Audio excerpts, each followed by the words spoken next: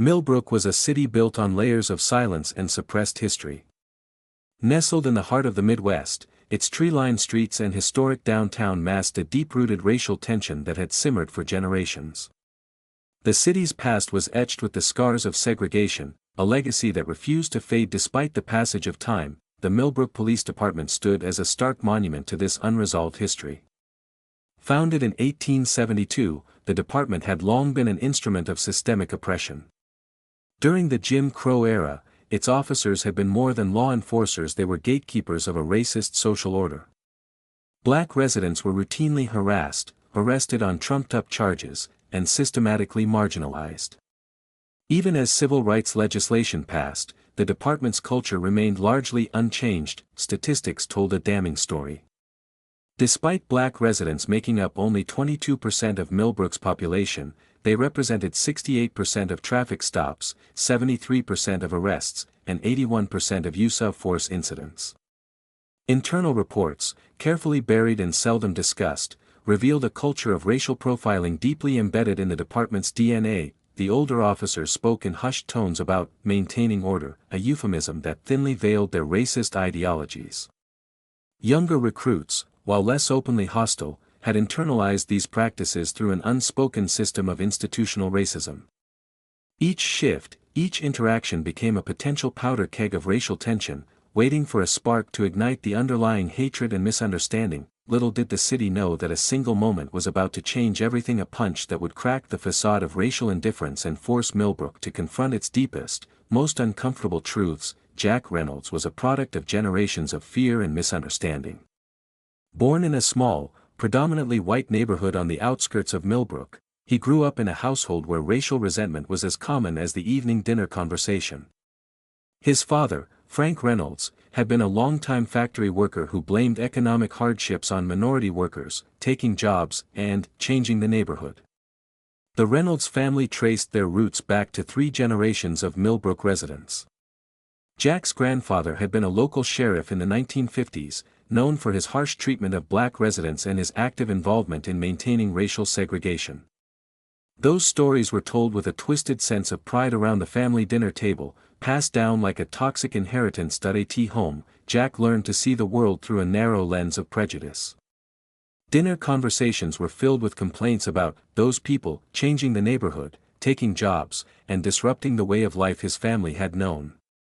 His mother, Eleanor, would nod silently, reinforcing these narratives with her complicit silence. Jack's path to law enforcement seemed almost predetermined. By high school, he was already romanticizing the idea of maintaining order, a code word for preserving the racial status quo he had been taught to protect.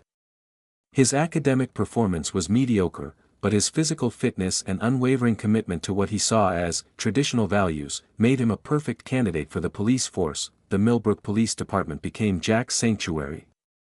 Here, his prejudices were not just tolerated but often subtly encouraged. Senior officers shared off-the-record comments that reinforced his worldview. "We're the thin blue line," they would say, a phrase that to Jack meant protecting white communities from what he perceived as threatening outsiders. Throughout his early years on the force, Jack developed a reputation for being tough. This typically meant disproportionately targeting black residents for minor infractions. A broken taillight could escalate into a full-scale interrogation. A group of young black men standing on a street corner would be immediately viewed as a potential threat. His personnel file was a testament to his problematic behavior. Multiple complaints had been filed against him: excessive force, racial profiling, unnecessary escalation of routine interactions. Yet, the department's internal investigation system was designed to protect its own. Each complaint was either dismissed or resulted in a minor reprimand. Jack's anger ran deeper than simple racism. It was a complex mixture of economic frustration, inherited prejudice, and a profound sense of personal inadequacy.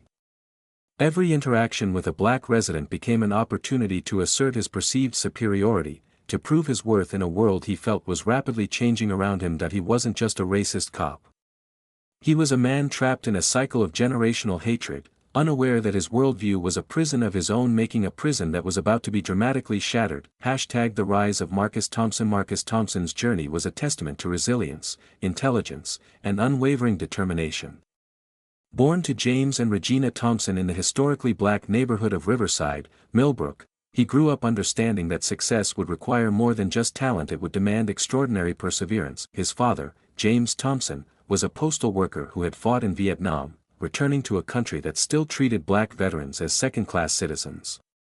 Despite facing systemic barriers, James instilled in Marcus a profound belief in education and community service. "Knowledge is the weapon they can't take away from you," he would tell young Marcus, his eyes filled with both pain and hope. Regina Thompson, a high school English teacher, was the family's intellectual backbone. She introduced Marcus to the works of James Baldwin, Toni Morrison, and Malcolm X, ensuring he understood both the historical context of racial struggle and the power of eloquent resistance. Their modest home was filled with books, discussions, and a belief that one person could create meaningful change. Marcus's academic journey was marked by exceptional achievement and persistent obstacles. At Millbrook High School, he was often the only black student in advanced placement classes.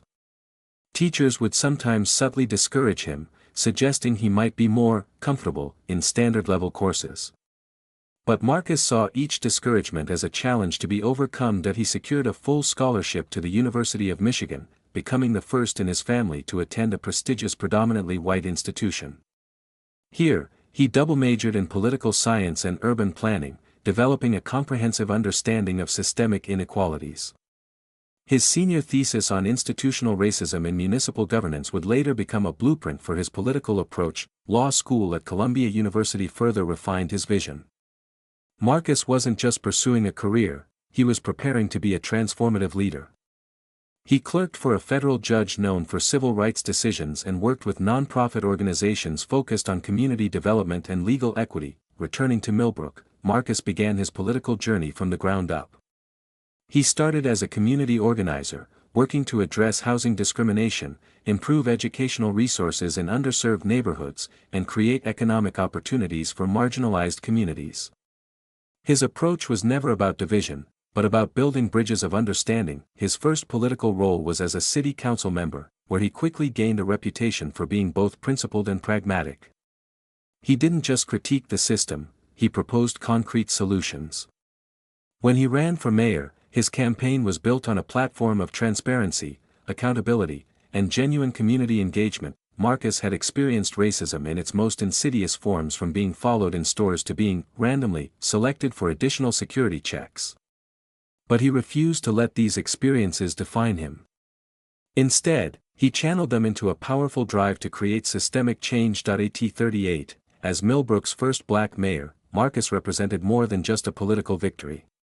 He was a symbol of possibility, a living testament to the power of education, integrity, and unwavering hope. The summer heat hung over Millbrook like a suffocating blanket, thick with tension and unspoken resentments. It was a Tuesday in late July, the kind of day that made tempers flare and patience wear thin. Officer Jack Reynolds had been on edge from the moment he started his shift. The morning briefing had been particularly frustrating: budget cuts, increased community oversight, and what he perceived as soft policies designed to restrain police action. His sergeant, a more progressive leader recently appointed to improve department relations, had emphasized de-escalation techniques and community engagement. Jack had rolled his eyes through the entire presentation. His patrol route took him through the downtown area, a neighborhood increasingly diverse and changing. Every block seemed to represent a challenge to the Millbrook he remembered from his childhood. Gentrification mixed with long-standing community centers, new coffee shops stood alongside historic black-owned businesses. Mayor Marcus Thompson was conducting his monthly community walkthrough, a practice he'd implemented to stay connected with residents. Unlike traditional political photo ops, Marcus genuinely engaged with people. He stopped to chat with local business owners, listened to concerns from elderly residents sitting on their porches, and made mental notes about community needs. The intersection of Main and Jefferson was bustling. Street vendors sold fresh produce, teenagers lounged near the community center, and the lunch crowd moved between restaurants and offices. It was precisely 12:47 p.m. when fate decided to orchestrate its dramatic intervention. Marcus was wearing a crisp light blue shirt and tailored navy slacks, looking every bit the professional leader. He was in deep conversation with a local small business owner about a potential economic development grant. His hands animated the conversation, his passionate commitment evident in every gesture. Jack's patrol car was stopped at the intersection, his mood growing darker by the minute. He'd already pulled over 3 vehicles that morning, each interaction leaving him more frustrated. The radio crackled with mundane calls, and the air conditioning struggled against the oppressive heat. That's when he saw Marcus. Something about the mayor's confident stride, his engaged conversation, triggered something deep and ugly within Jack. In his distorted worldview, Marcus represented everything threatening about the changing city. A successful black man in a position of power. Without conscious thought, Jack exited his patrol vehicle. His movements were predatory, each step loaded with years of suppressed anger and institutional racism. Pedestrians began to notice, sensing the brewing confrontation. "Hey!" Jack's voice cut through the street noise. "You! Stop right there!" Marcus turned, momentarily confused. He was used to engaging with law enforcement professionally, always believing in the potential for mutual understanding. "Is there a problem, officer?" Marcus asked, his tone measured and calm. Jack's response was immediate and visceral. "Hands where I can see them." He approached aggressively, his hand instinctively moving toward his holster. Surrounding pedestrians began to take notice. Phones emerged, cameras started recording. The street, moments ago filled with casual conversation, now held its collective breath. Marcus raised his hands, maintaining eye contact. "Officer, I'm Mayor Thompson." There's no need for. He didn't get to finish the sentence. Jack's racism, years of institutional conditioning, and personal rage erupted in a single, violent motion. His fist connected with Marcus's jaw with a force that seemed to carry the weight of generations of oppression. The punch was brutal, not just a physical act, but a symbolic assault. It was racism made flesh, decades of systemic hatred condensed into one shocking moment. Marcus fell backward, stunned more by the unexpected violence than the physical pain. Blood trickled from the corner of his mouth. The street erupted in shocked gasps and angry shouts. In that single moment, everything would change. A punch that would expose the raw, festering wound of racial injustice in Millbrook. The moment everything changed. The seconds after the punch stretched into an eternity. Jack stood frozen, his mind struggling to process what had just happened.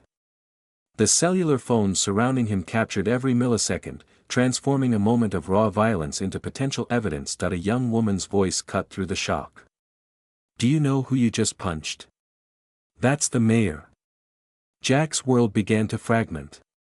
The adrenaline that had fueled his rage suddenly turned to ice in his veins. Mayor Marcus Thompson, the man he had just assaulted, was picking himself up from the sidewalk, a thin line of blood tracing his jawline. The first official response came swiftly. Within minutes, police dispatch was flooded with calls. Chief of Police Robert Harriman, a veteran administrator walking a delicate line between old guard policing and necessary reform, received the report personally. "Reynolds just did what?" Harriman's voice was a mixture of disbelief and resignation. Media outlets picked up the story within hours. Local news channels interrupted regular programming. Social media exploded with the video footage, each share and comment adding fuel to the already volatile situation. Breaking news: local police officer assaults mayor in broad daylight. The headlines were unforgiving. Graphic video footage showed the punch in excruciating detail. Commentators dissected every frame, every moment of violence. Civil rights activists immediately began calling for Jack's immediate dismissal and criminal charges. Internal Affairs launched an immediate investigation. Jack was placed on administrative leave, his badge and weapon collected. The department knew this was more than just another use of force incident.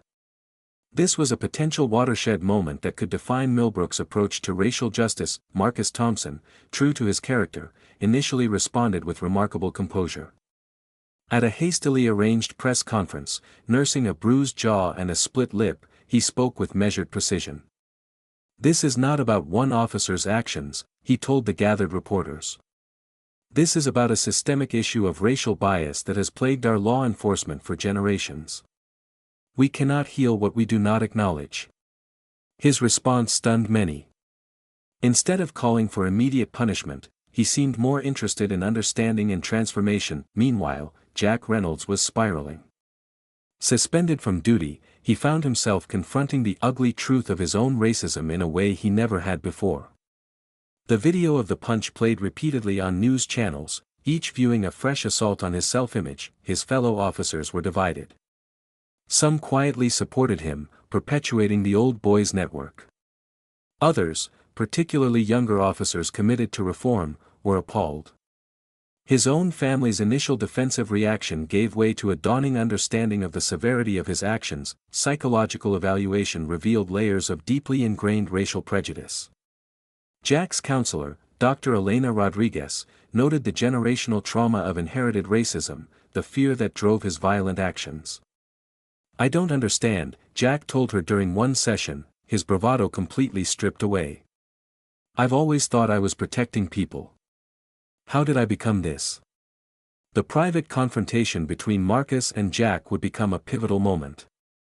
Arranged at Marcus's request, it was not a meeting of adversaries, but an opportunity for genuine dialogue. Jack entered the mayor's office expecting condemnation. Instead, he found a space of unexpected compassion. "Sit down, Officer Reynolds," Marcus said, his voice calm. The conversation that followed was brutally honest. Marcus didn't just see Jack as a racist cop. He saw a human being trapped in a cycle of ignorance and fear. "When I was your age," Marcus began, "I could have responded to racism with more racism. With hatred. But hatred doesn't heal. Understanding does." Jack broke down. Not from self-pity, but from a genuine confrontation with the ugliness of his own prejudices. Marcus shared stories of his own experiences of being followed in stores, of being seen as a threat simply for existing while black. "Every punch thrown out of fear," Marcus said, "is a confession of our own insecurities."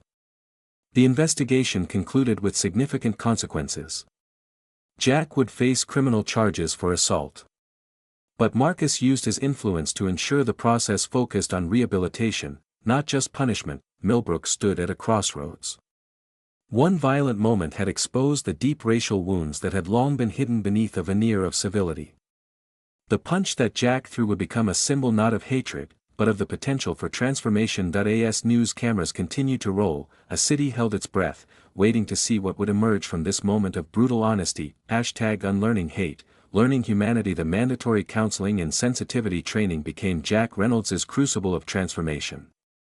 Dr. Elena Rodriguez approached his rehabilitation not as a punishment, but as an opportunity for genuine personal growth.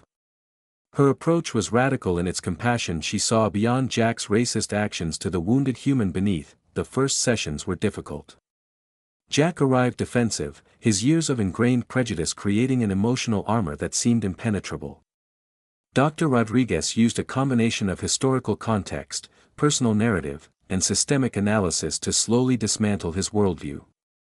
"Racism isn't just about individual hatred," she explained during one pivotal session.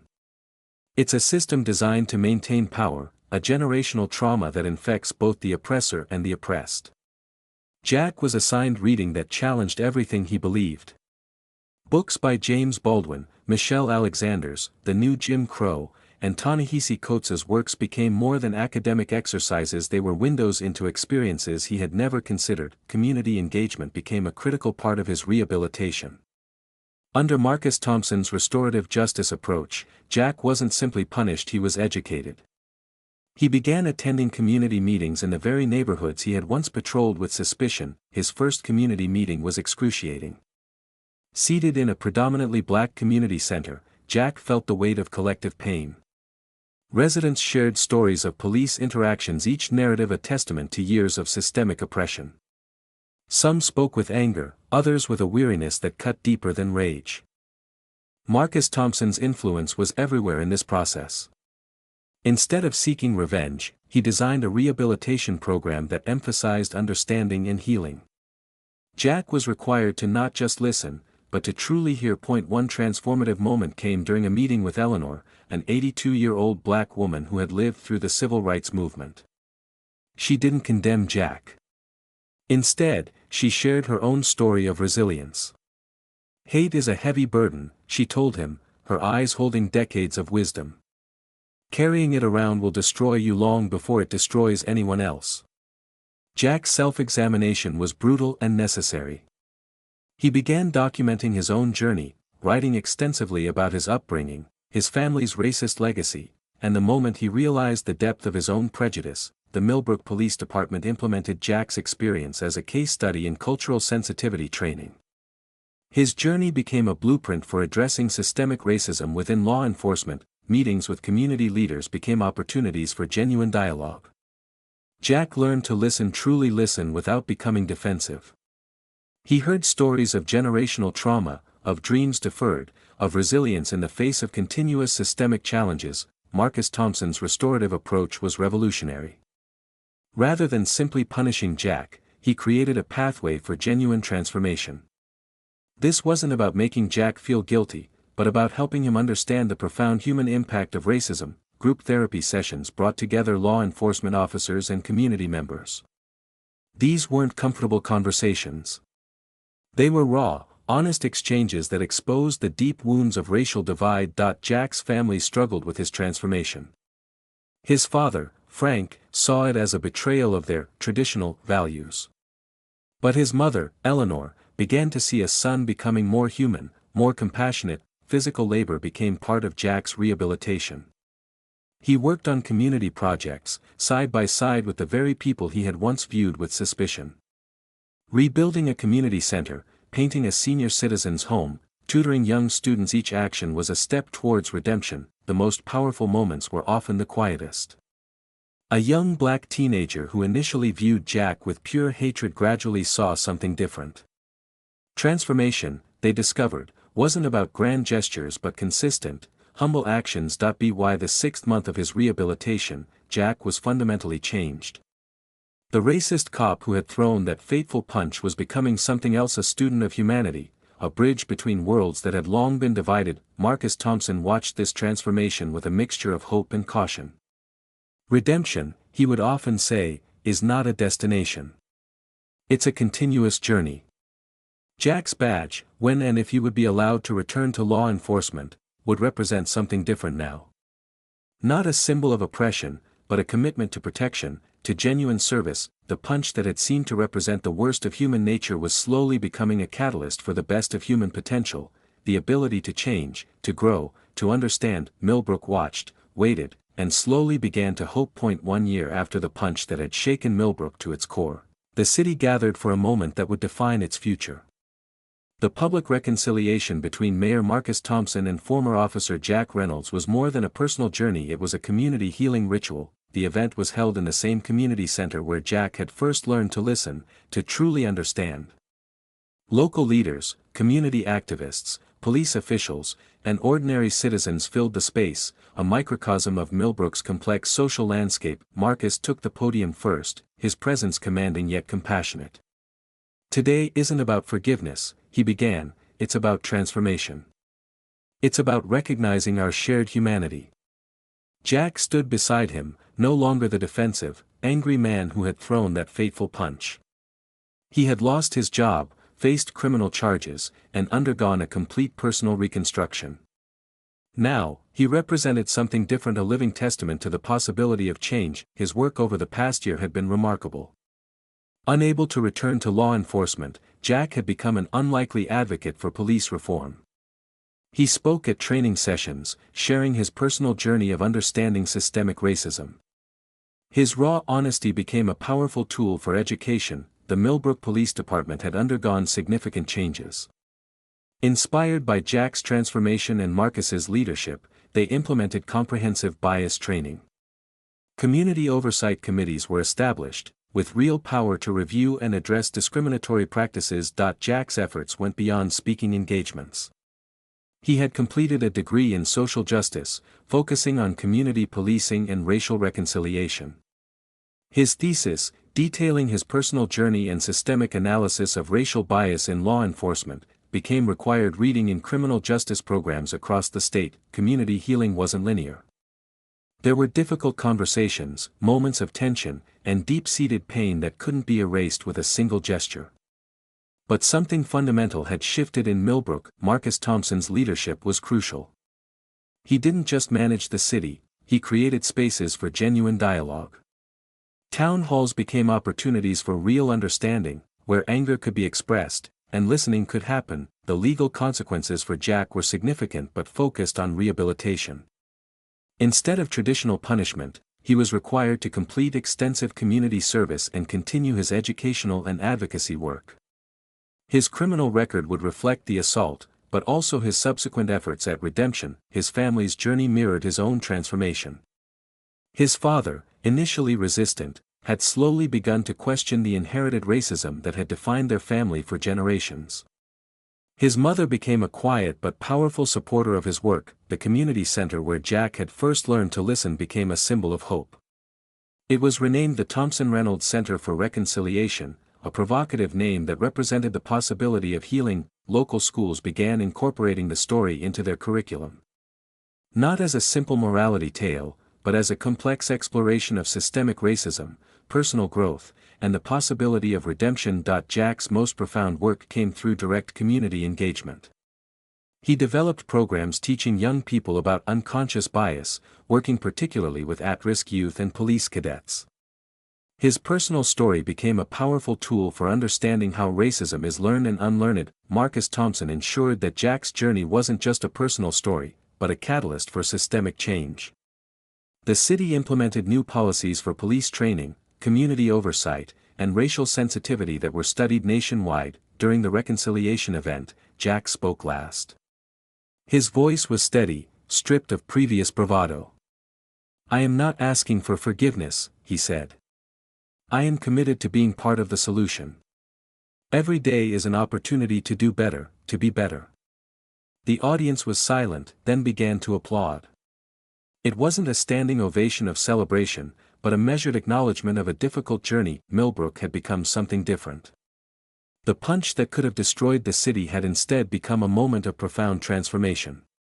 Racial tensions hadn't disappeared, but they had been fundamentally challenged. As Marcus and Jack stood together, they represented more than themselves. They were a living example of what was possible when people chose understanding over hatred, growth over stagnation. The city watched, and slowly, carefully, began to heal. #Beyond the moment. A city's transformation. 5 years had passed since that fateful punch on Main Street. Millbrook had become a case study in urban transformation, a beacon of hope in a nation still struggling with deep-seated racial divisions. The incident between Jack Reynolds and Marcus Thompson had rippled far beyond the city limits. Their story had been featured in national publications, documentaries, and academic research. What had begun as a moment of violence had become a powerful narrative of personal and systemic change. Local law enforcement underwent a complete cultural revolution. The police department now looked dramatically different, more diverse, more accountable, more connected to the communities they served. Community policing was no longer a buzzword but a lived reality. Officers received extensive training in cultural sensitivity, implicit bias, and de-escalation techniques. The most unexpected outcome was the friendship between Jack and Marcus. What had started as a confrontation had evolved into a genuine partnership of mutual understanding. They co-authored a book, Beyond the Punch, which explored systemic racism, personal transformation, and the possibility of reconciliation. Their speaking tours became powerful experiences of healing. Jack would often share the raw details of his racist past, while Marcus would provide context about the systemic challenges faced by Black Americans. Their vulnerability became a powerful tool for understanding. The Thompson Reynolds Center for Reconciliation became a national model for community dialogue. It hosted workshops, training sessions, and community meetings that brought together people from diverse backgrounds to have honest, difficult conversations about race, privilege, and systemic inequality. Jack's journey had not been easy. He had lost his initial career in law enforcement but found a more meaningful path as an educator and advocate. His work with youth intervention programs helped young people both from law enforcement families and marginalized communities understand the deep roots of prejudice and the power of personal growth. Marcus Thompson continued to lead Millbrook with a vision of compassionate governance. He was now seen as a national leader in restorative justice and community healing. His approach proved that leadership was about creating spaces for understanding, not punishment. The broader social implications were profound. Other cities began looking to Millbrook as a model of how to address systemic racism. The story proved that transformation was possible, not through grand gestures, but through consistent, genuine efforts to understand one another. As Jack often said in his speeches, change happens one conversation, one moment of understanding at a time. The punch that could have destroyed a community had instead become its greatest opportunity for growth. Millbrook stood as a testament to the most powerful human capacity, the ability to learn, to grow, to see beyond our own limited perspectives. Hope, they discovered, was not a passive emotion. It was a choice made every single day.